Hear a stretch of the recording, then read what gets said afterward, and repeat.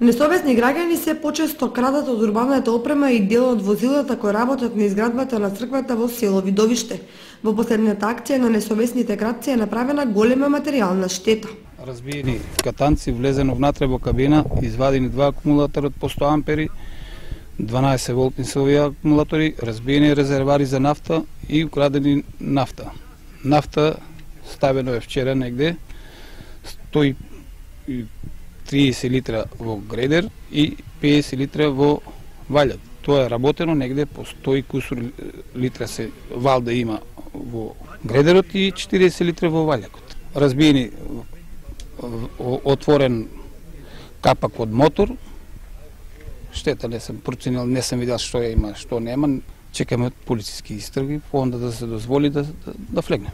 Возилата стојат негде ту 15 дена по изградба на патот и тука ги паркираме. Тука и дотераме и тука и оставаме. После работното време од 3 сато до сабаре до 7-8 кога дојдеме ние за работа. Штетите на виничката фирма Винин се мощни големи. Полицијата работи на откривање на сторителите на